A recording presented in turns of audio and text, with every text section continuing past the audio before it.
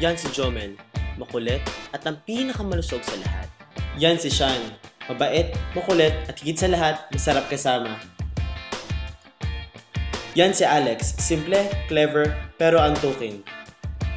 Yan si Sisi, mabait, mapagbigay at masarap din kasama.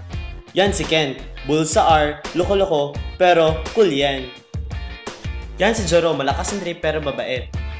Yan si Jaylan, antukin, magaling mag-drawing at mabait. Yan si Nico, yan ang pinakatahimik sa lahat.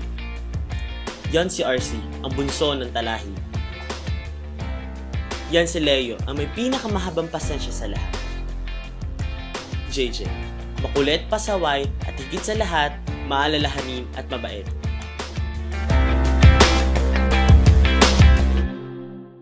Yan si Vadet, ang pinakamaliit sa room, pero maganda yan. Yan si Leslie, malakas ang trip pero masarap din kasama. Yan si Katrina, sobrang tampururot yan, pero mabait yan. Yan si Valerie na may African beauty. Yan si Joriel, sobrang hilig bumite. Si Ruth, ang pinakatahimik na babae sa lahat.